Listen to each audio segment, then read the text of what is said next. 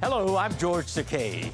You know, people are always asking me about playing Sulu on Star Trek. George, hold that Star Trek anecdote. You need it backstage. Oh, no problem. Beam us up. Oh! Impressive, right? He's still got it. Let's start the show!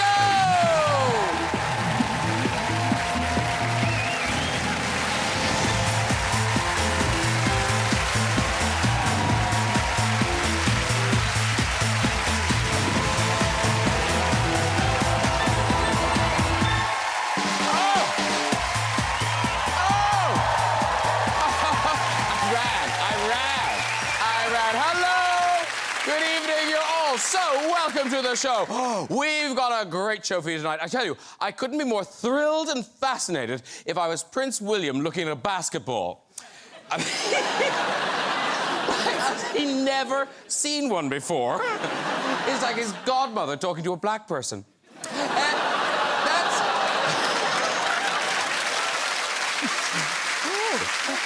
That's Kate and Wills. That's Kate and Wills on their visit to Boston this week. Some locals are pleased to see Wills at a basketball game, though he wasn't the royal they most wanted to see at a court in America.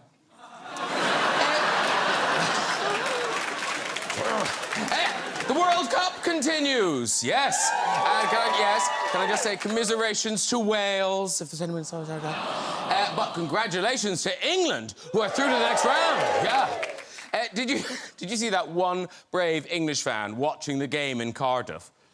Look at that. If you want to pay your respects, her funeral's on Wednesday.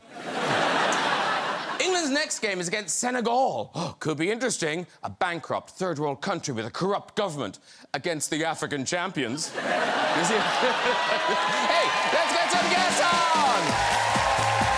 Later, we'll have music from Swedish pop sensations. First Aid Kit. Love them. But first, it wouldn't be Christmas without a new cookbook from this celebrity chef and campaigner. It's the one-pan wonder, Jamie Oliver! Oh. Hello, sir. Lovely to see you. We're hugging. Christmas hugging. How does he do? She's the queen of Strictly, an author and now presenter of the reality game show The Traitors. It's Claudia Winkleman!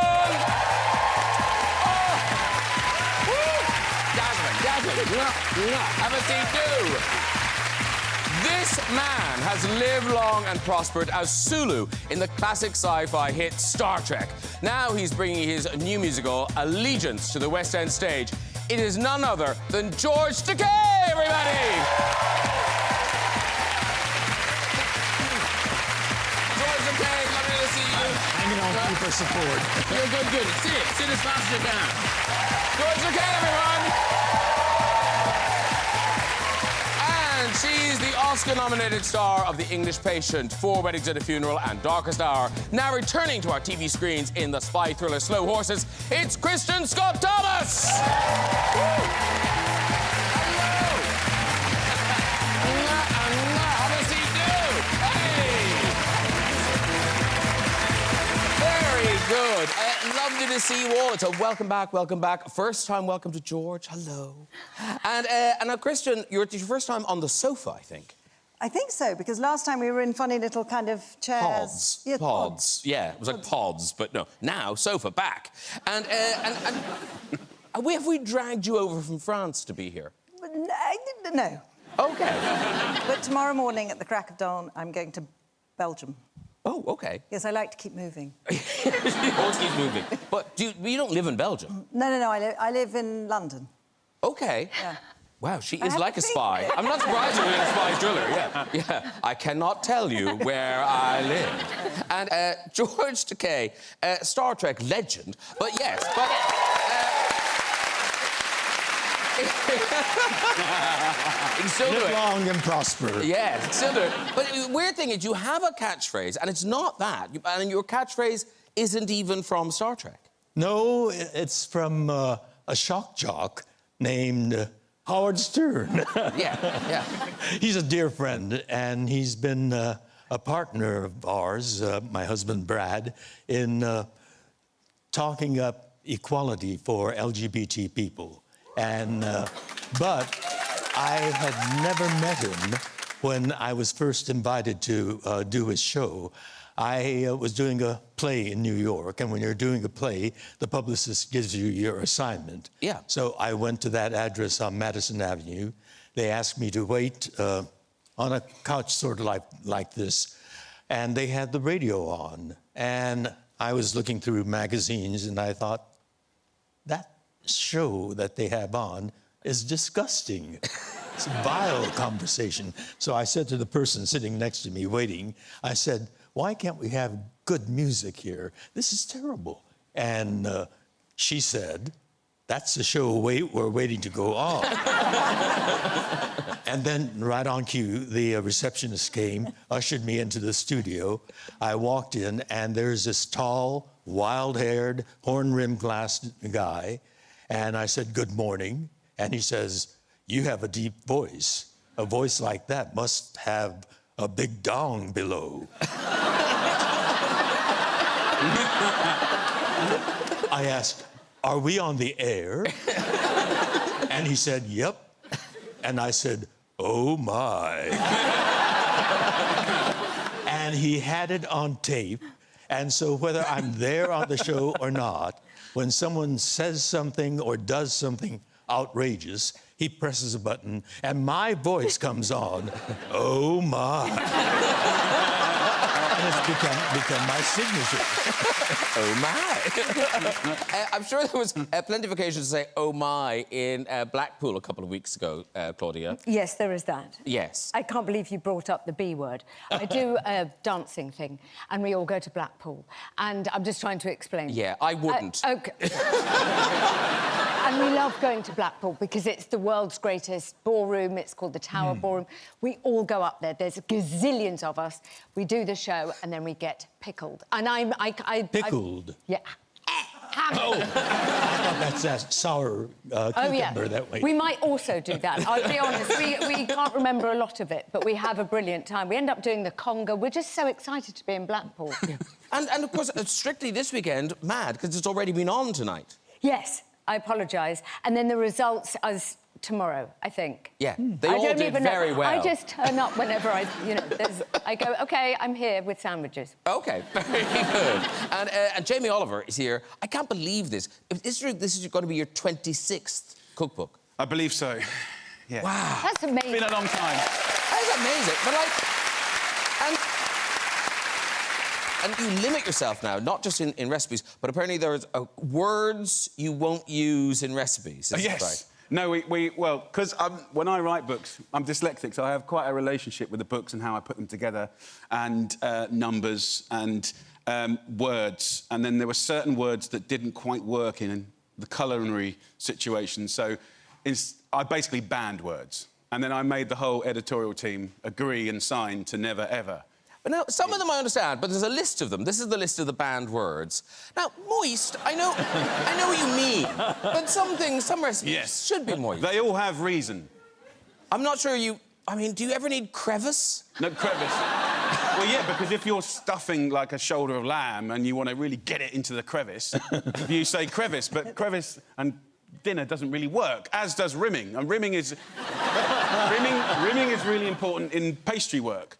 Because you have to give it a good rimming to get the pastry, and then you bake it. We're in Blackpool again.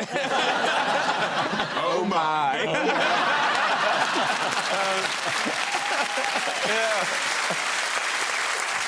Bad words. All right, look, we're starting tonight with Kristin Scott Thomas. She returns in season 2 of Slow Horses. It starts tonight with new episodes every Friday on Apple TV+. I am so looking forward to this. I was gushing to you out front. I am a big fan of the show. But if people hadn't seen the first season, what have they missed? What do they need to know going into season 2? Well, Gary Oldman plays a sort of a spy who's done unspeakable things and has been relegated to a distant department, which is still part of all the service, but they kind of put him in a cupboard over there. And anyone who does anything silly, like leave a top-secret file on a train or sleep with an ambassador's wife or anything like that, you know, they get shoved. That's a sort of sin bin, if you like. Yeah. It's a sort of underbelly of spying. Of course, I don't belong there. No. No. Actually, no, I'm at Regent's Park, which is where the main thing happens. Yeah. I sort of keeping an eye on them, making sure they don't mess anything up again, because they're always interfering with my plans. I tell you what, look, let's have a clip of what to expect from season 2. I do not need the slow horses digging around the past. This feels too suspicious. What does that actually mean? There's more to it. There has been an alert. There's a traitor right at the top. He has unfinished business. There is a plane Packed with explosives. Thousands of people, they're gonna die. Sometimes the only way to work out why a trap has been set is to walk into it. Ooh. Isn't that good? Yeah. Yeah. It's also got fantastic music.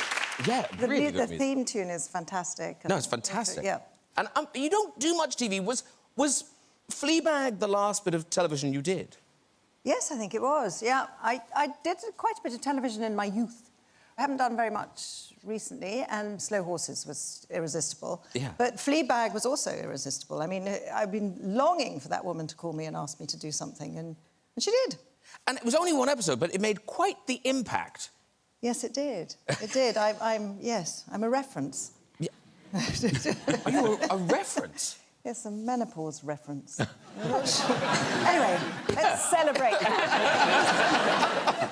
But now, obviously, you were in the episode of Fleabag, and you did TV when you were young, but this, I think, as a kind of a lead actor, this is your first kind of foray into long-form television. Yeah. So what's that like, coming from film to this episode of TV?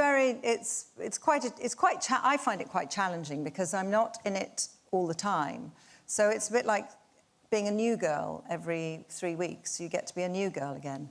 And have to start again with everything. And so I go in and I shoot one day and then it's goodbye. And just as you're getting into a rhythm, you're whipped away and they've forgotten all about you. And then you come back sort of 6 weeks later and you start again. Yeah. So it's quite tricky. And you have to remember so many different plot lines in your head, which is difficult for me. And also, I suppose it's trying to pace your performance over 6 hours. Yeah, and also then you're shooting episode 7, but then because you're in the same place, you're going to shoot episode 1, but not necessarily in that order, in a different order, and then you'll do half of one and half of another, and you're completely muddling. Because, George, I mean, Star Trek, basically, you were in it over a span of 30 years. What's it like playing one character for that long? Well, it's science fiction. So unlike series television, where you play the same character week after week, in one episode, we might have been attacked by a vibration that destroys our inhibition, and we start acting out what we were trying to hide, all of us. And so we get to play a whole totally different character. OK. And, Jamie, I know you're a big Star Wars fan. Yep. Star Trek, did it do it for you? I loved it. Oh, did you? Oh, good. No, I loved it to bits. Used to watch it all the time as a kid. It was exciting. But the merch wasn't quite up there with Star Wars. I was into the merch, all the figures and stuff like that. But, no, it's lots of memories as a kid. I've eaten at your restaurants, too. Have you? And, you're Italian. Thank you. I love Italian food. Oh, bless you. Well, we'll get you some more. Come round. While you're here, you're going to be here for a while? I am, until April. I'll cook for you. How about that? That'll be a deal. We'll be there. And, George, the conventions, I know you're going to... Are you going to a Star Trek convention this weekend? Day after tomorrow. OK. Yes. Where?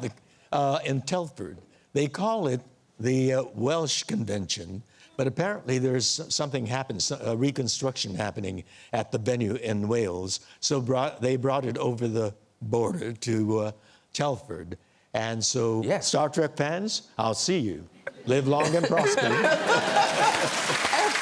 you go to loads of these conventions. I do quite a few of them, yes. Yeah, wow. All over the world. Yeah. Brazil, Germany, Italy, Japan. What happens there? We talk about Star Trek. But like in a group? Like... we have questions and answer, and we have autograph signing. Yeah. And we have the the photos Yeah. that we post together, you know, like this. Of course. And now, Kristin, I feel like a fool because it wasn't until season 1 came out that I'd heard about the books. Yep. The Slow Horses books, which people love. They love them. I'd never heard of them because it's not really my thing, you know. But anyway, I was told you've got to read these books. But, you know, they're a stack of books this big, so I started to listen to the audiobooks. But, of course, that's a disaster. Because what happens, you know, after about... It could be 20 seconds, it could be 2 hours, you have no idea, but suddenly you're asleep. So I then had to, you know, really apply myself and read these books, which are marvellous. Mick Herron, fantastic. So are there loads of these books? So there's going to be more... Yeah. There will be more Slow Horses. Perhaps. No, I think it's been... I think it hasn't... Has it been announced? It has. No, I'm pretty sure that's out in the public world. Is it? Yeah, unless you die in this season and no one told you. No, I don't die. I know that.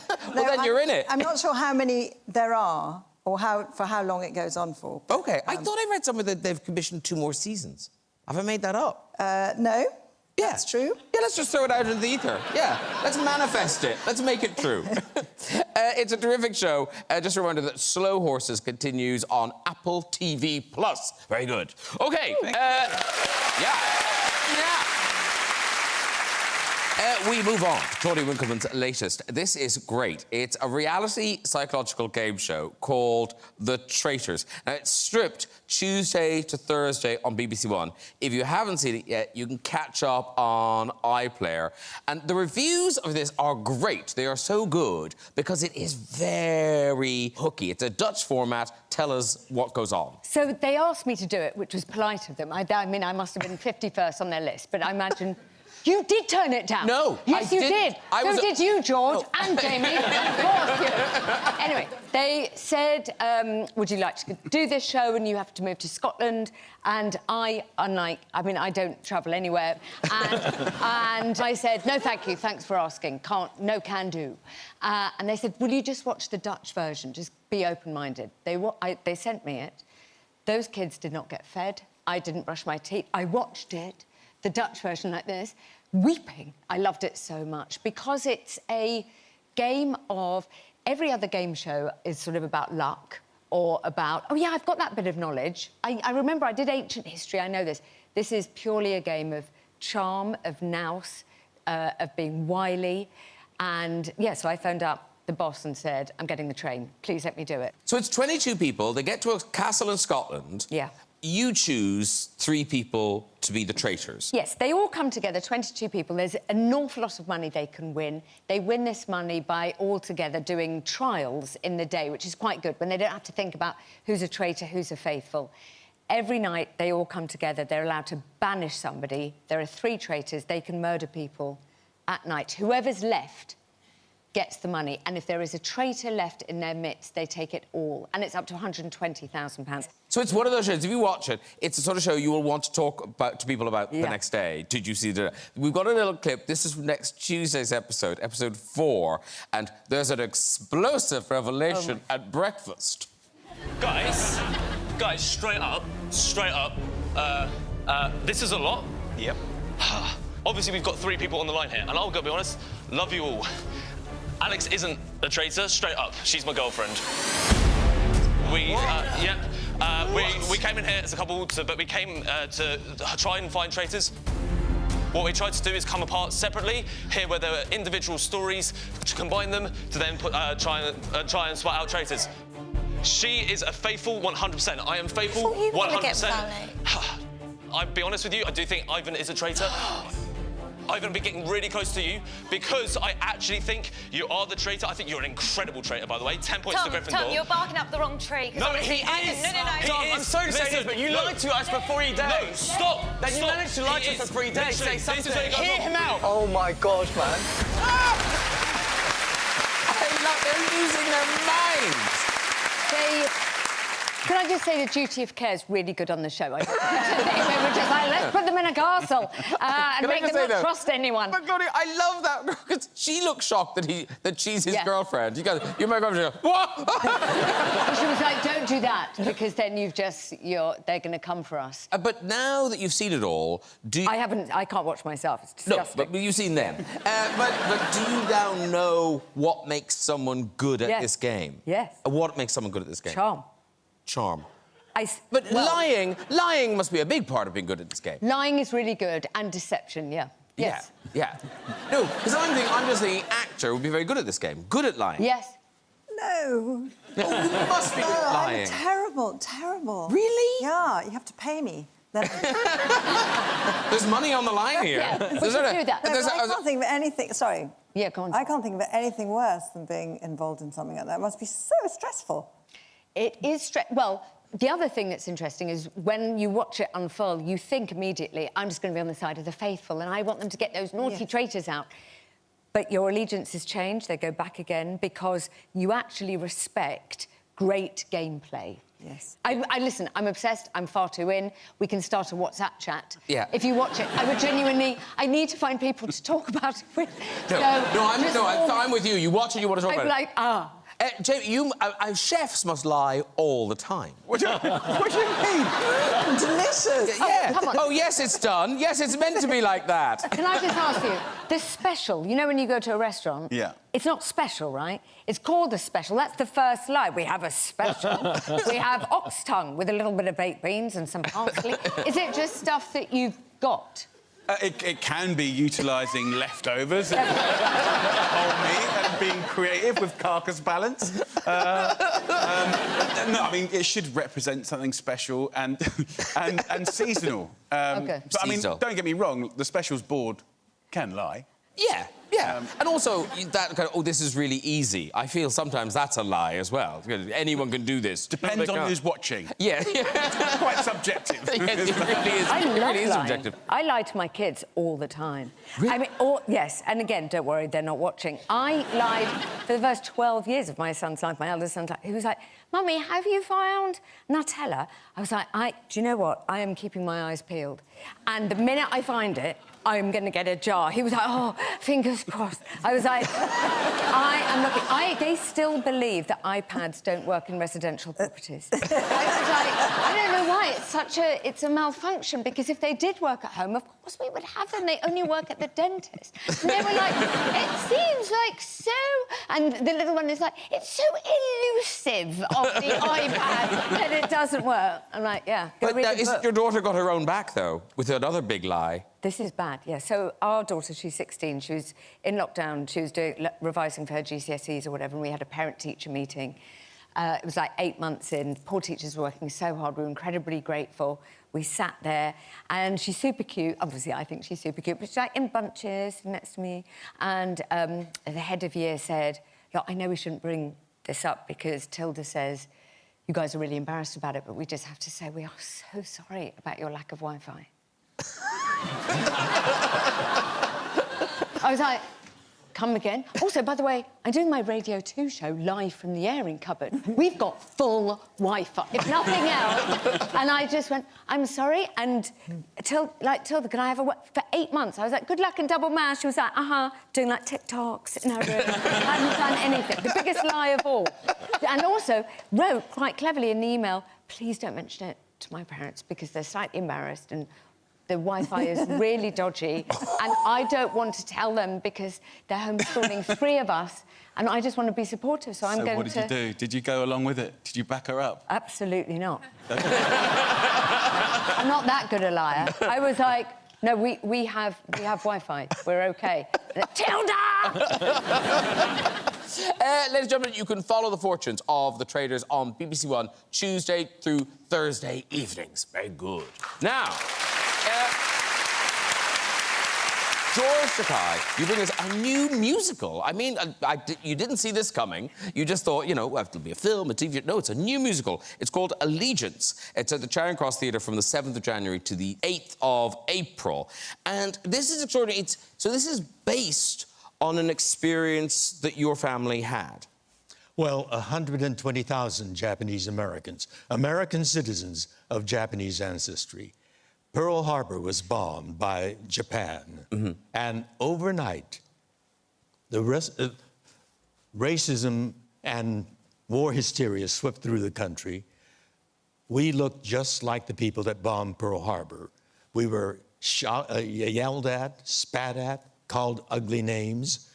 Graffitis were painted on businesses, homes. My father's car had the letters JAP painted on it. It was a horrible time, and the government was swept up as well. With no charge, no trial, they came down with a curfew on us. The next morning, when my father went to the bank to make a deposit or a withdrawal, our bank account was frozen. Our money was taken over by the government. Some families lost their entire life savings. And then on a fateful day, February 19th, President Franklin Delano Roosevelt, a great president, signed Executive Order 9066, which ordered all Japanese Americans on the West Coast, approximately 120,000 of us, to be summarily rounded up and imprisoned in 10 barbed wire prison camps in some of the most god-awful places in the country. 3 layers of barbed wire fence, machine guns in the sentry towers, and a half a dozen tanks intimidating and bullying. The tanks were vehicles of warfare. And you were experiencing all this as a child, and I read somewhere later on you were talking to your father about it. So things you remembered as a child, like you remembered when you were taken out of your house that you thought the neighbours were kind of waving goodbye, lining the streets, but that isn't what they were doing. Oh, well, on that morning, my father came into our bedroom that I shared with my brother, Henry. He dressed us hurriedly and told us to play in the living room while our parents did some last-minute packing. And there was nothing to do in the living room, so we were standing by the front window, just gazing out at the neighborhood, when we suddenly saw 2 soldiers marching up our driveway. They carried rifles with shiny bayonets on them. They stomped up the porch, and our window was right by the steps. They stomped across the porch and started banging on the door. Henry and I were frozen. My father came rushing out of the bedroom, answered the door. They pointed the bayonet at my father and said, "Get your family out." My father gave us, Henry and me, boxes tied in with twine to carry. He hefted 2 heavy suitcases, and we followed him out onto the driveway, and we waited for our mother. And when she emerged, escorted by the other soldier, she had our baby sister in one arm, a huge duffel bag in the other, and tears were streaming down her cheek. The terror of that morning is seared into my memory. I will never, I mean, that happened now, just about 80 years ago. It's still there and vivid. I can never forget that morning. But now you've done this beautiful thing. You've transformed it into a musical. It's played on Broadway. Now it's coming to London. We've got a little taste. This is you in that production with the Tony Award winner, Lea Salonga. Here we go. Listen to Oji-chan. Take a look at Paige, Pippa very bad. Now I look at Keiko, see how Keiko very sad. But Pippa also changed. I folded up this way. A paper flower blossom. Just like Kate. Nothing blooms at Heart Mountain. You want to bet? $2 say. I make garden grow in hard ground. You're on. Ha. You're gonna lose.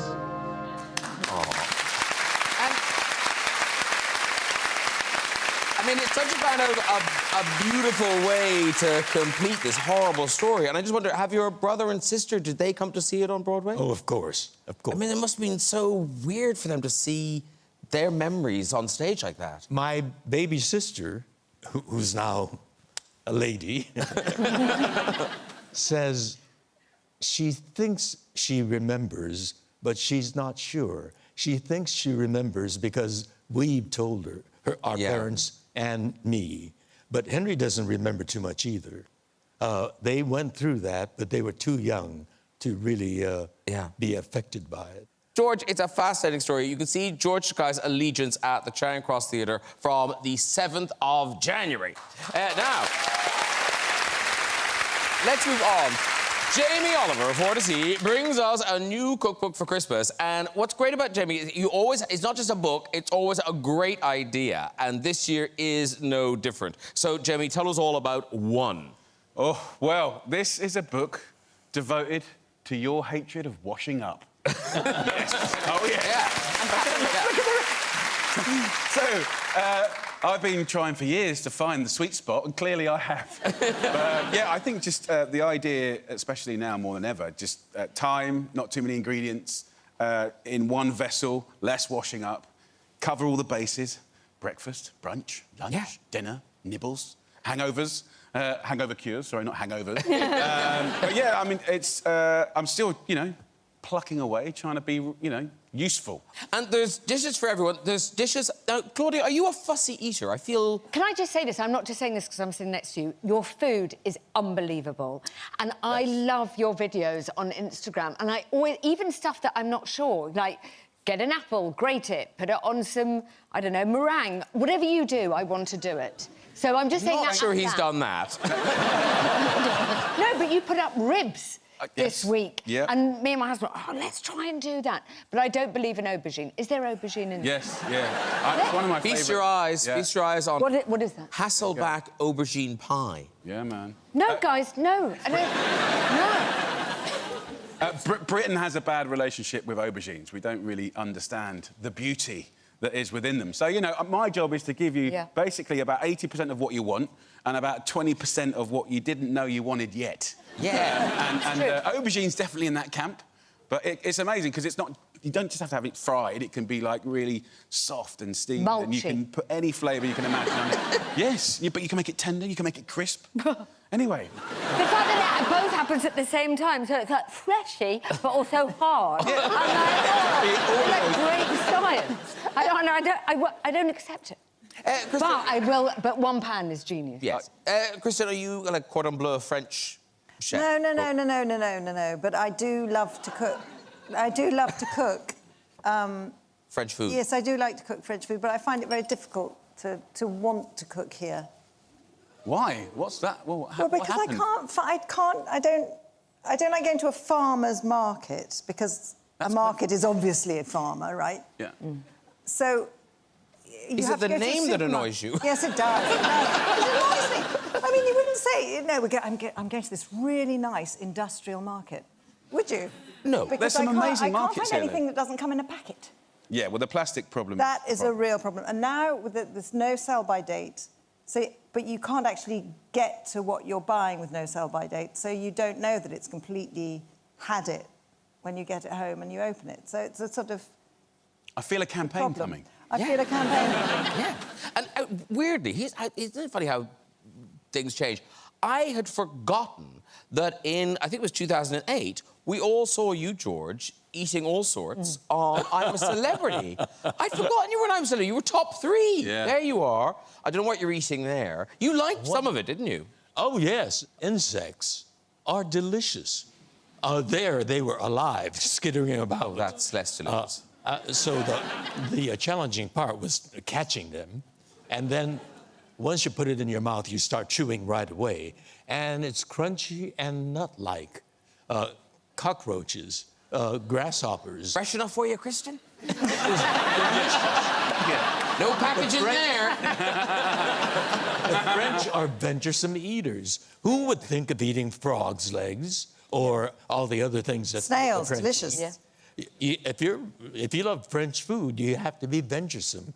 In the jungles, we had to be venturesome to survive. Yeah. That's my line. I couldn't do that. Yes. I couldn't do it. You couldn't. You couldn't eat a you're going to eat a kangaroo's penis? You're right about that. I would definitely throw I did up. it. Yeah. But has anyone actually thrown up yet? Yes, I think so. As you said it, I would be had a terrible. memory. I'm sure. And also, because we could probably all eat kangaroo penis, but you need to do something with, like, you know, sautéed in garlic or something. Put it in one Some pan. aubergine. Put it in one pan. There's nothing more tasteless than kangaroo penis.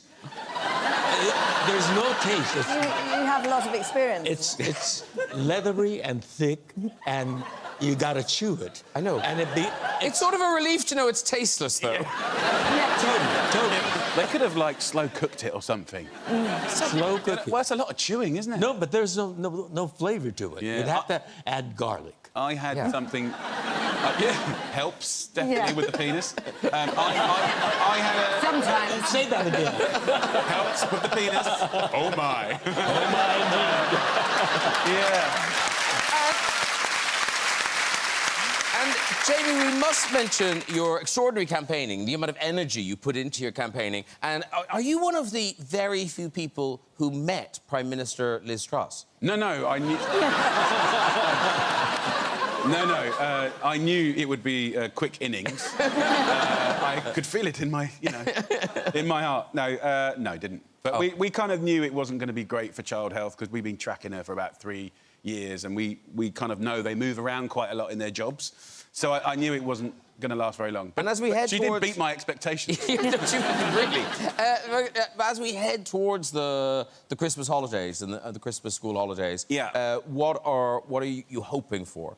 We have a campaign at the moment where there is a gap between the free school lunch kids and the universal credit kids, and it's about 800,000 children, and they're from very challenged families financially, and they're very vulnerable, and I've seen it, and I've worked in it, and I've been in this area for 17 years, and it is hard to take when you see it and the pressure on the family.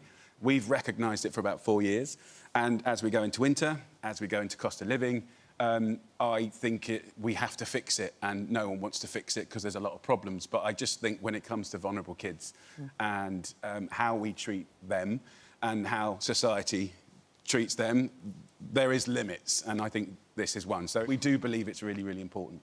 It is really important. Good luck with the new book. It's One Simple One-Pound Wonders, and that is out now. Jamie Oliver, everybody.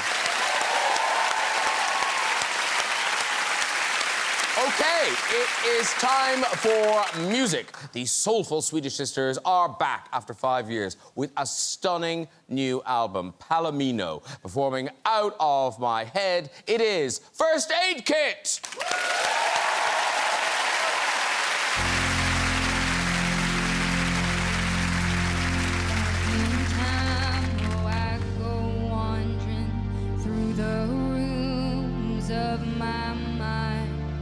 Every door that I've been closing, all the people that I have let down on a river, I'm floating down the street and back again like a beggar on my knees.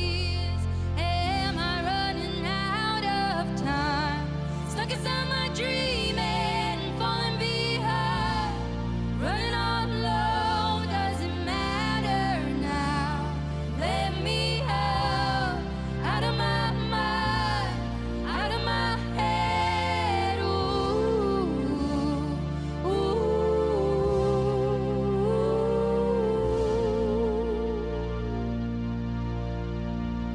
Tongue heavy upon my shoulders, slowly drowning in the sound.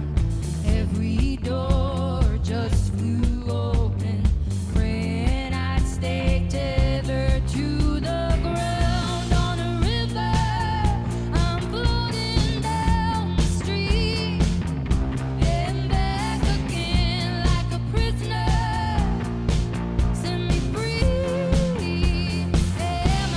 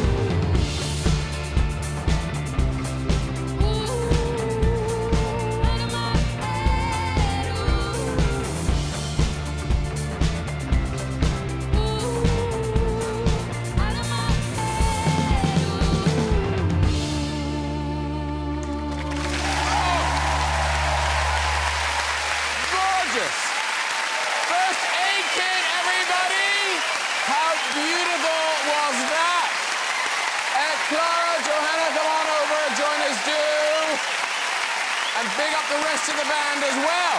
Come on over. Thank you so much. That was beautiful. Come in, have a sit down. There's champagne waiting for you. Hello, hello, hello. Sit down, champagne, more champagne. He's such a host. He's such a host. thanks. Now, there's room for all. Thank you so much for that. Yes, cheers. Cheers, ladies. Beautiful, absolutely gorgeous. That is from the new album, Palomino. There you are, and there you are with some horses. Palomino. So are you both big fans of horses? No. I'm terrified, to be honest. I mean, we like them from afar. But that's you right beside the horse. Yeah, I was terrified. Okay. We were by a cliff with aggressive horses. No, they weren't aggressive. They were. I know you were really scared. Why did you choose to call it Palomino and then pose with horses? Yeah, and they're not even Palomino horses. No, I wasn't going to say that. I wasn't going to push it further. But yeah, no, they're not. They're just some random horses. But well done for your art. For your art. Very good. Because, Kristin, people think you like horses. Why do people think... I can't stand horses, I'm with you. No, because when I was, yes, a younger woman, along with the champagne and the cigarettes, I got a lot of horses to ride in films. One very, very good film called The Horse Whisperer. And as I signed the contract, I thought, oh, God, might have to ride a horse. Yeah, chances are. Yeah. Yeah. Actually, I really enjoyed that part of the horse. I liked riding horses in America. Is it easier in America or something? Yes, it is. Is it really? Yes. Yeah, Western style. There you go. Yeah. Yeah, you have a big saddle and you have huge stirrups and... Yeah. Try horses in America. Yeah. You'll love it there. Yeah. OK, so you don't like horses, but I know that you really love dogs. Now, so who owns this little guy? That's my baby. That's Pablo. Pablo? Yeah, he's a Spanish street dog.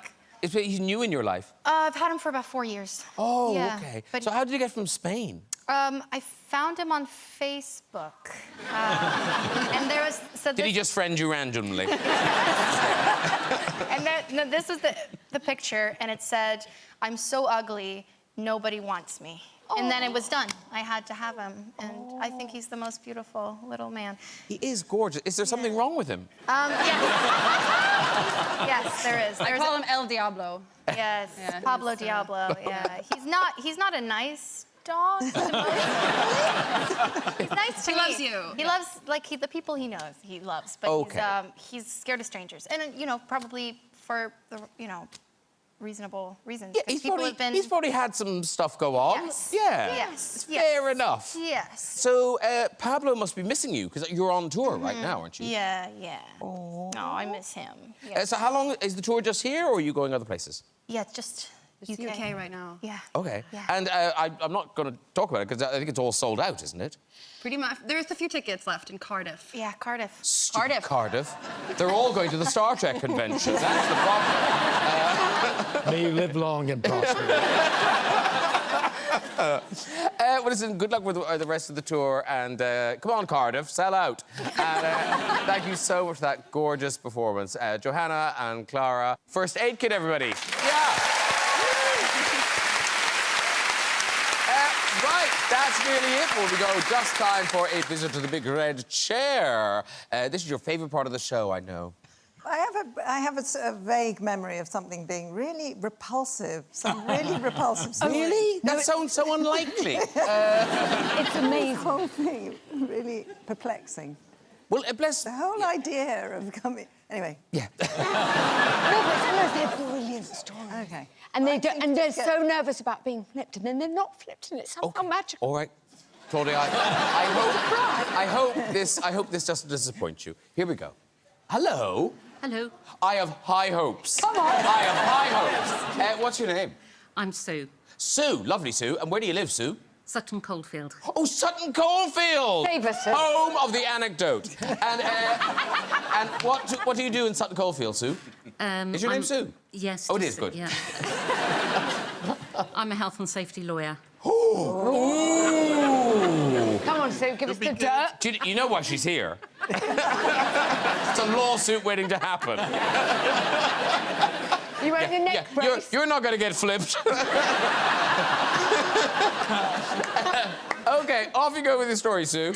Well, this was a few years ago. I went on holiday with the family and we decided to go to a water park for the day with the kids. Good start. And as soon as you walk in, there's these great big drop slides in front of you and the kids immediately wanted to go on those. So, OK, better go now before the queues build up. But it took us about an hour to get to the top of these slides and there were hundreds of people around. It was just massive, massive queues. And I thought I'd got to go first because otherwise I'm just not going to do it. I'd psych myself out. So I'd read all the instructions, obviously, and got onto the top of the... I got to the top of the slide and it said, cross your legs, which I did, and cross your arms, which I did. And the guide then said, wait for my signal. OK. And I am a big screamer on the thrill rides. So he said, right, wait for my signal, go. And I shut my eyes and opened my mouth and I screamed. At the top of my voice, I was screaming. And I was absolutely flying down this ride. It was so smooth and there was water rushing down and it was just the most amazing ride. And as my scream came to an end, as it petered out, I could hear this voice in my ear saying, Ma'am, you need to push off if you want to enjoy this ride. Hey, oh, you can walk, Sue. You can walk. Good, clean family fun. That really is all we've got time for. If you'd like to go in that net, share yourself and tell your story, you can contact us via our website to this very address. Please say a huge thank you to all of my guests tonight. First Aid Kit, Jamie Oliver, Claudia Winkleman, George Takei, and Kristin Scott Thomas. Join me next week with music from Ollie Murs, comedian Jack Whitehall, celebrity baker Nadia Hussain, national treasure Sir Lenny Henry, and Oscar winner Kate Winslet. I'll see you then. Good night, everybody. Bye-bye.